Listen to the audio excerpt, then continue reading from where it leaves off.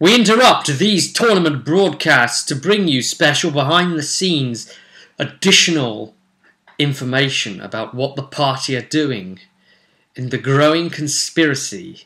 Could things get explosive? Hit it.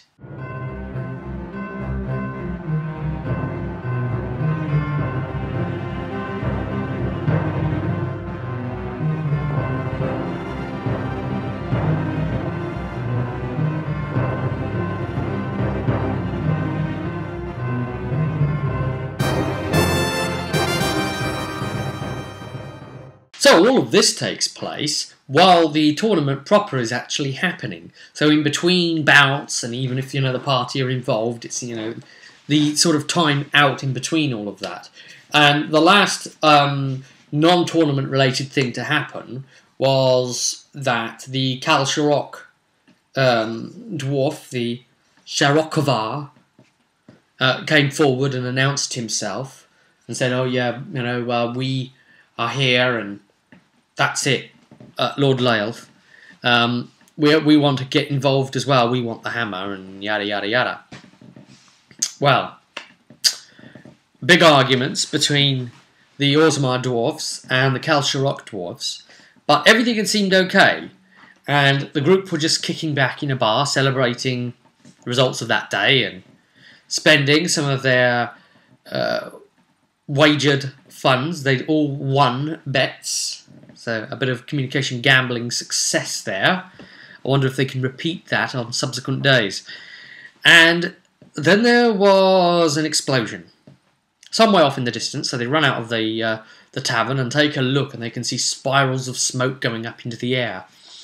So they run to the point in the city, and a lot of other people, curious and nosy as they are doing the same.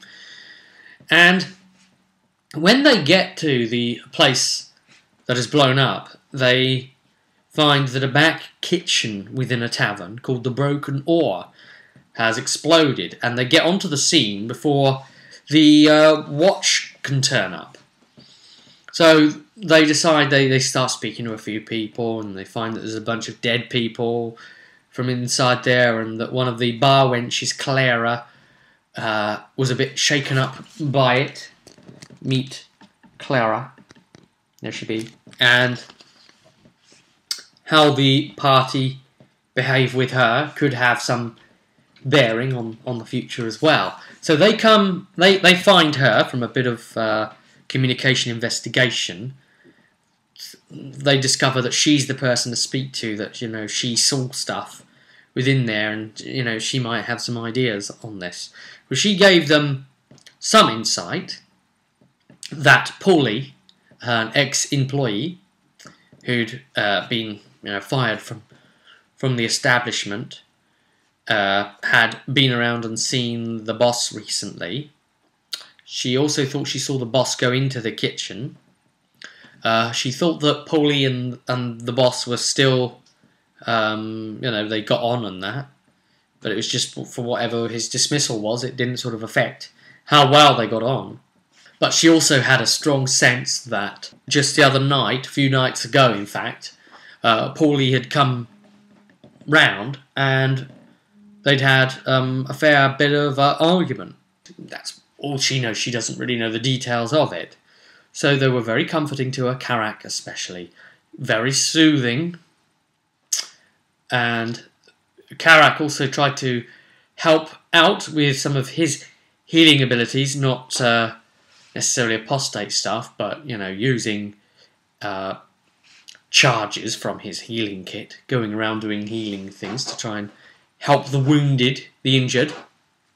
From a analysis of the scene of the explosion, it would appear that a stove blew up, but they've basically traced it round to, they think that the trail doesn't, its origination point doesn't look normal, and it seems to trail off signs to across the street to another building, and there's the big suspicion about the Kunari missing Gatlock powder, which some of the group started to say, ah, hang on, what about that? I think this is connected somehow. It's essentially a sort of black powder stuff. Maybe it is. And then the Qunari themselves turn up on the scene and start investigating it. Suspicion? Now, the Qunari have been in Cumberland trying to investigate, what has happened to their missing Gatlock powder and to find the culprit, whoever took it, because some of their people were murdered in the robbery of that. Anyway, later that night, at a very late hour in their shared accommodation, the door went knock, knock, knock, and some armed guards were there, in association with Rainer Arenthal, the merchant prince who is indeed sponsoring the Grand Cumberland tournament. And he got the group brought over wearing disguises and cloaks and things and taking a long way round to get to him so that they wouldn't be recognised. And at first they really weren't comfortable with all of those security measures. They didn't trust it, but then decided, oh, look, we're going to have to go along with it. So, okay. So they went along in the end, even went as far as to take a ferry across to the other part of the city, just to sort of like cut off any pursuers that wouldn't be able to follow them across the water, obviously, because they would have had to have boarded the ferry with them. They ended up in a room with Rainer Arenthal, and then when the door shuts, it turns out that Kilina, the Grey Warden lady, is also waiting in the room. So I suppose, in their mind, that would legitimise the entire endeavour. And it turns out that Kilina has been set upon for her part in investigating murders that have been going on in association in and around the tournament. So, because she's involved, cultists have attacked her. An assassination attempt. Now, she's too well known and connected with the events. That's why they went for her. That's why they made a hit on her. However, the party are not well known here. They don't hail from this country. No one knows they're connected to Rainer Arenthal.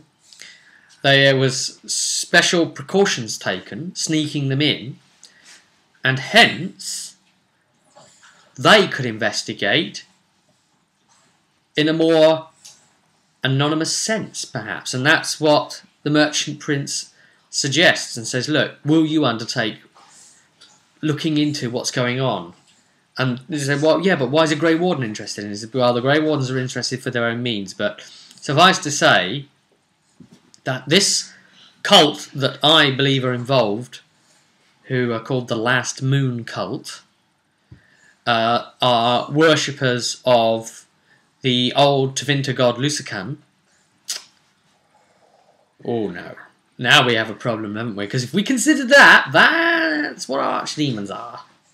They're the old dragons that have raised and gone all blighty, mate, all blighty, all blighty. Lusican is one of them. So you could see that they could potentially be a bad cult, maybe Darkspawn sympathizers, perhaps.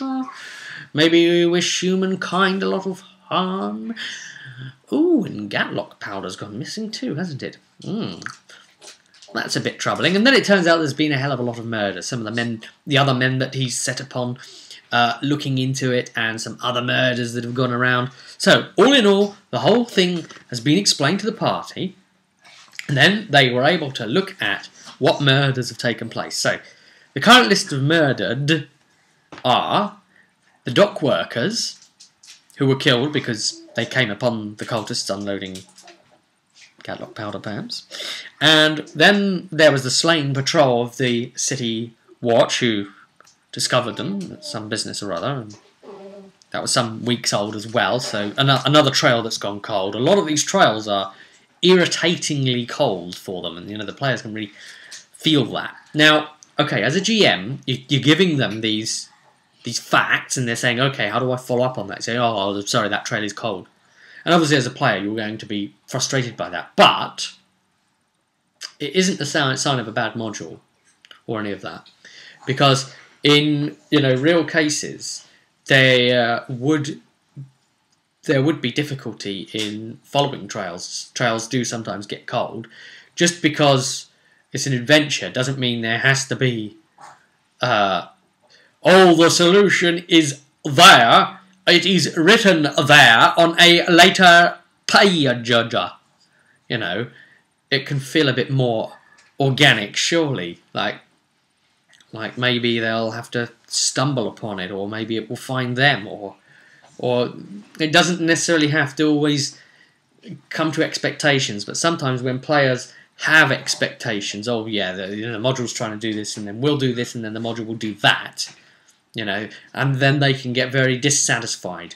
So I try and make sure that my players don't come in through the gate sort of thinking that there's a plan to things, because they know that I'm very much of the disposition as a GM to let them completely unrail the whole track. Then, of course, we've got even more murders. Renthal's investigators that have also been slain. And then there is the slain dwarf. There may yet be even more bodies yet to be discovered. Anyway, however, they were looking at all of this and saying, well, I can't see any way of piecing it all back together for now, so we'll get on the coach and we'll go back. And they were dropped off somewhere away from their home and then left to be able to walk home the rest of the way, so they can't be tracked back. Now, the problem was that there was an ambush waiting. Some of Rainer Renthal's men had turned traitor, and they'd given the party up. So it had to have been an inside job here. Some of the people involved in the Last Moon cult, on the Merchant Prince's own side. Now, these Last Moon cultists had set up a pretty nasty ambush for them in an alley, and there'd been the sides here, and there they are with crossbows, and then the other side cutting off down into the alley there, and they're on this side with crossbows for counter-side fire, and then they appear behind with crossbows, and they're firing down, so they're 3 points. So whichever way they run, they'd get crossbow fired from from 3 directions simultaneously still, and from direct ahead as well. So they decided, we'll run into the shadows. There's lighting up there. So Karak shot an arcane lance at the light and took it out. They ran into that dark next, Splinter so much, and they tried to just evade the situation. They barrel into some of the guys that are ahead of them from where they're trying to escape the forts head-on down the alley, that way at these kind of like X-crossroads type alleys, intersection, and they barrel into them, knock them down and knock them out, and they see Last Moon cult tattoos upon them. Also, they notice that these guys have had their tongues cut out. And they fight with absolute fanatical disinterest for their own lives, and just absolutely just grabbing and dragging them, trying to hold them up by any means. So, just cut them down and run for it. So they got back and decided, well, that's it. This is certainly very dodgy. We'll have to do something about this. It looks like we are very much involved, whether we want to be or not now. And then, of course, this is where we leave where the players got up to in this behind-the-scenes update element. However, there is still the matter of course, murdered dwarves starting to turn up. And poor Eldrick. What happened to Eldrick? Well, I can tell you what happened to Eldrick, because it's right here in the book. Observe. The dwarven smith Eldrick was fascinated by human architecture, in part because humans use wood in their buildings, a rare material in the dwarf kingdoms. Except the odd root, I suppose. The central arena, being a massive wooden construction, was especially interesting to the engineer. Eldrick's energetic study of the arena on several occasions, brought him to the Last Moon cult's attention.